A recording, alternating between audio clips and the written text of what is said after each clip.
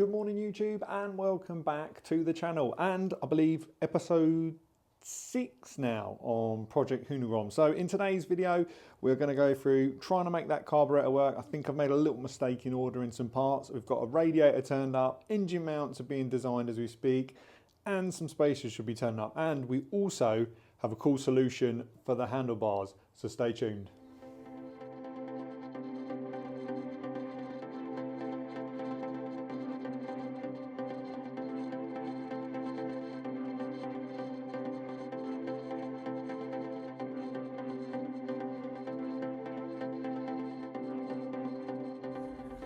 So I do apologise for those that have been disappointed not to see an episode go up the last week, as they've been on a bit of a roll with it, but been away on a lovely little holiday with the missus, so just did not get a chance. And like I say, it's one of those things now where we're waiting for bits to be made, still designing stuff, but as you can see here, some parts have turned up. So I've got a nearly new CBR, I think it's a 250 or the 300, I believe it's actually the same. Bought it off of eBay.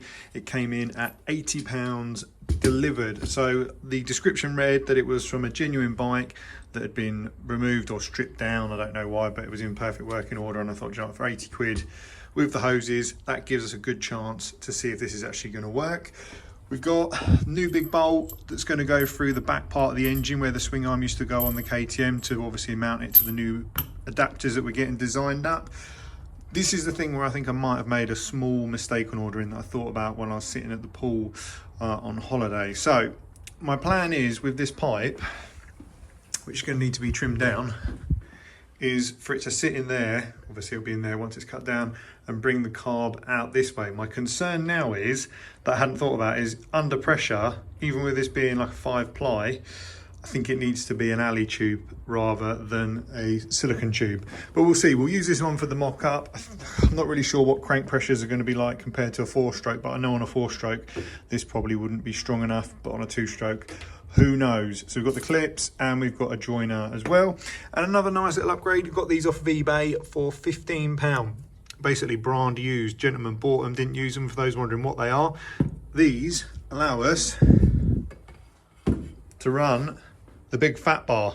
So looking forward to having these handlebars on the Grom. Bit wider, bit lower, look smart. I'm probably going to paint them black though, to be fair, but look much nicer than those stock twiddly little things on there at the moment.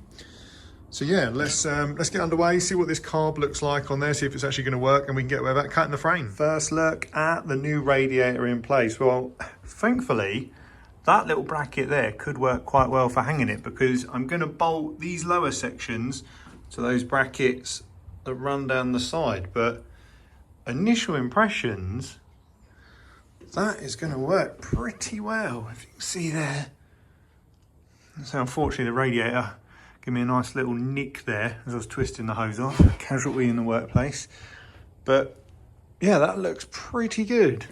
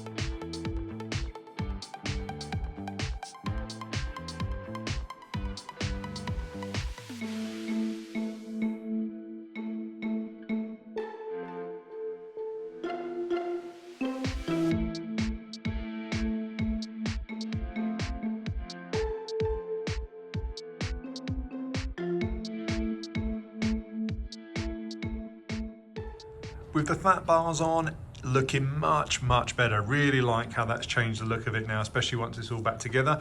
And as you can see, we have the clutch master cylinder on there. So the cable, or the hydraulic line even, all fits perfectly around there and runs down to the clutch push rod. So as you can see there, we're in business. I thought I was going to have to do some custom hoses, but it looks like the original throttle cable and hydraulic line for the clutch is going to work straight from the KTM, which is really cool. We've also got some rimful grips to go on, which we're going to have a fit today, and some more nuts and bolts have started turning up, and we're just waiting for the newly ordered spacers to arrive as well. But today's job is also going to be rigging up my air compressor. So down the back here, behind all the mess, I've got a little air compressor that runs to a little line down the side of the house, but it's got a second outlet. So I'm going to need to run another hose so that I can hydraulically vacuum all these brake fluid out, and going to obviously need the braking system from the KTM as well. But I've got in there a nice hose to rig up down the side now. So that's going to be the next job.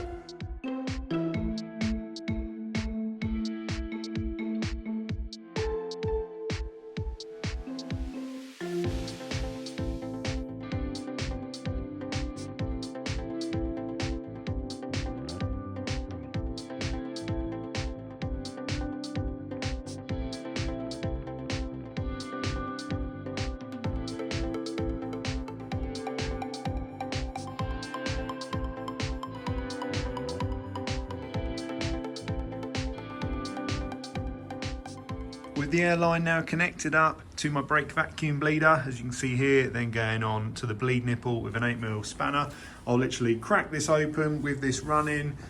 I've just loosely bolted this back on there to keep it upright, let all the fluid drain down, and it'll also pull it all out of the ABS pump, which we need to remove. So hopefully this will mean there'll be no mess on the bench. So we'll get underway with that now.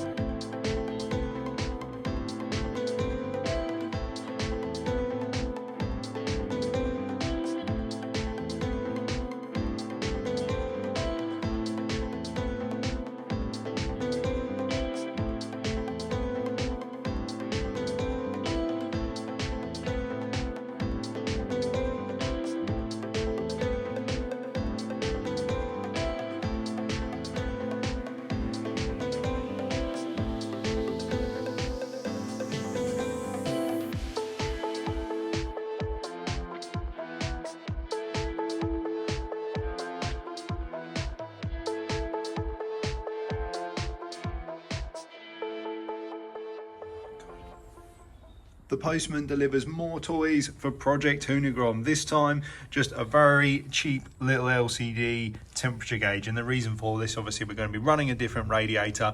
I don't really have any idea what the water temps are going to be like, and we definitely don't want to cause a blown motor. So what we're going to do is quickly rig this up to a 12-volt battery just to make sure it works. And fingers crossed, this will be our solution for keeping an eye on those water temps.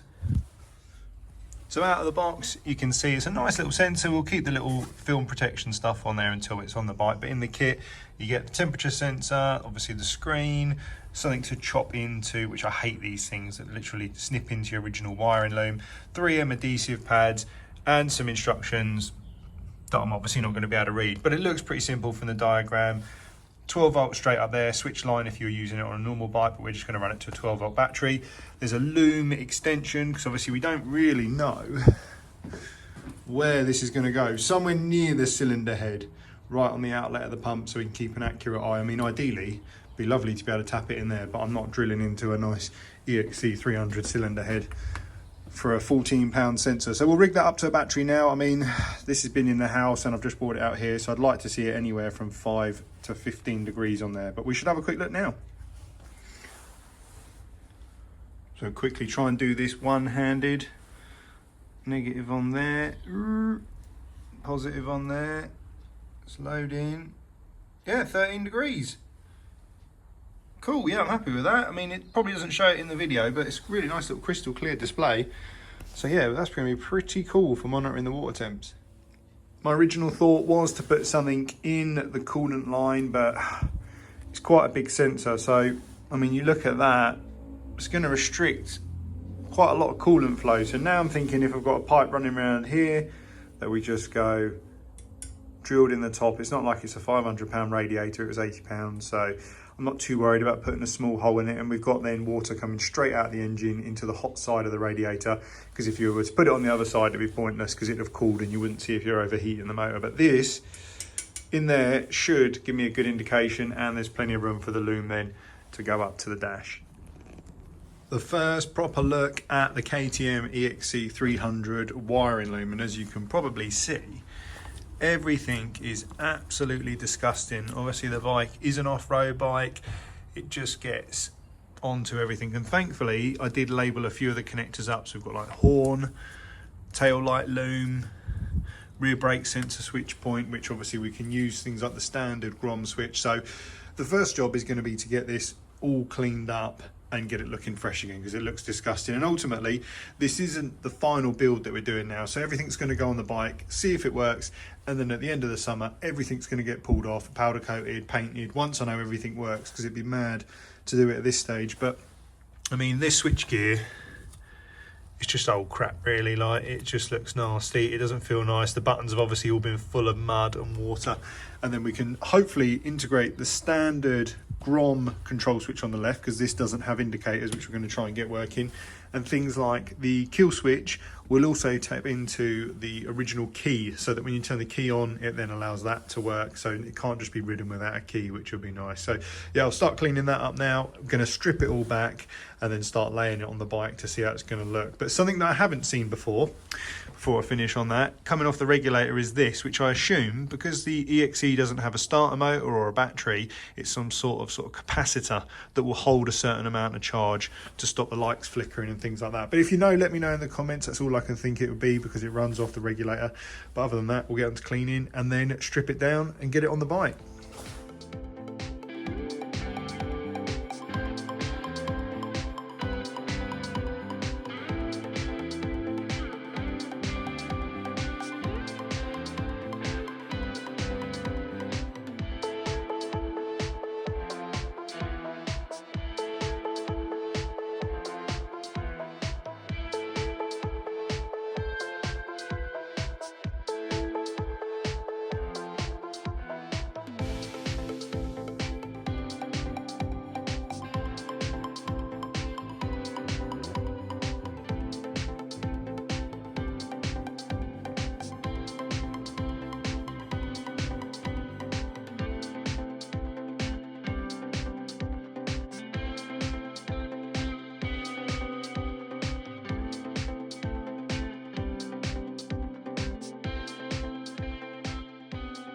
As you've seen, something pretty cool. The capacitor goes on to a standard mounting point. I think it held the original ECU. The horn screws in to the ABS mounting point and sits nicely out the way there and clears the frame. And then the regulator rectifier sits on that tab, which I think was for holding the loom. On this side, I'm going to drill two 6mm holes, have the CDI stroke ECU on that side and the coil on this side as it fits. And I think we're going to have it all packaged in there, pretty tidy, almost like an OEM plus look to it. Again, it's a little bit of a shame I haven't got round to obviously sorting this out, but it's going to happen when the bike's all stripped down. But yeah, in terms of getting the loom in, which is on the bench there, and I've got to try and mix it across, because ultimately the EXE never had indicators and it didn't have LED lighting. But I'm hoping 12 volt, this should all be just pretty straightforward. Okay, so the next job that I've got to tick off the list, working through these slowly, is the front brake hose. Now, eventually I will change the rear setup to a braided line, but honestly, this is not a priority at the moment because it still works in standard form. I'm probably going to have to get rid of the reservoir and run one of the little rear spark tubes. Not massively sold on that, but that pipe is going to come straight through there, and there's a gap in there for the fairing, but won't get into that now. That's pretty straightforward. Sniffling away a little bit. Unfortunately, I've managed to catch a cold now being back in the UK, coming from nice warm weather. But essentially, we've got two obviously different systems here. So the standard one here is the Grom one, which used to go from the caliper all the way to the ABS pump, through the ABS pump, and then back to the handlebar.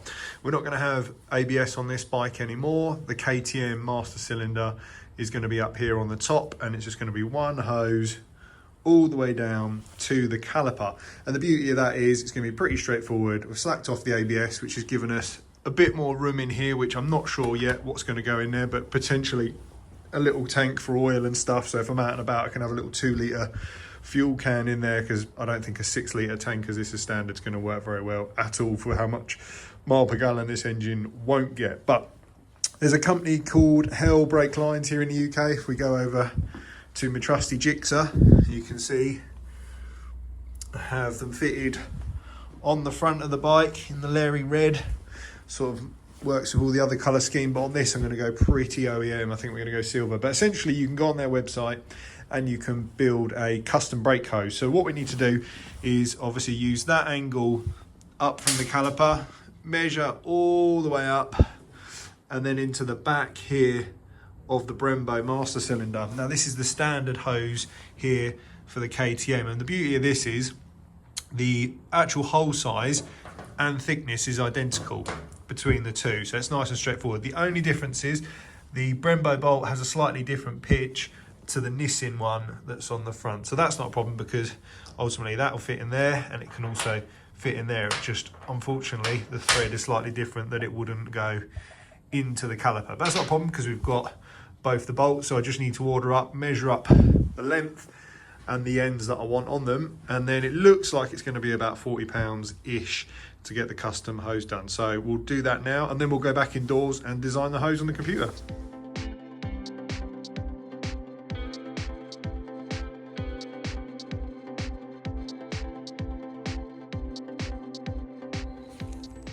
As you probably saw in that clip, we've got a little bleed off of fluid there. I thought I'd drained that old KTM line, but unfortunately a little bit came out. But not end of the world, bit of brake cleaner on there, we're all in good form. But as you can see, the KTM line on there hasn't got the little kick like that one in there. So it's not sitting particularly great, but it gives you an idea now of the length. Now you're gonna need a bit of give for when the forks compress.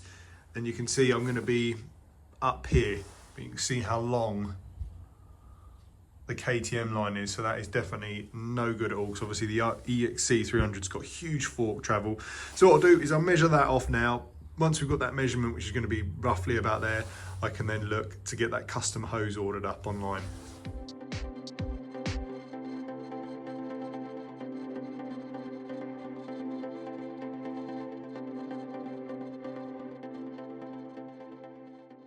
So the following day I am in the office, and probably as you can hear from my incredibly croaky voice, that cold from yesterday has turned into full-blown man flu. So I figured as I'm stuck in the house, not going to be outside because it is cold in the UK at the moment, I'll give you a quick tour of Hell Performance brake line. So at this moment in time, it's not sponsored, not anything like that or paid for, but their stuff is really good here in the UK, and they've got this brilliant little setup on their website here. So here's one I designed a moment ago, which actually took 5 minutes.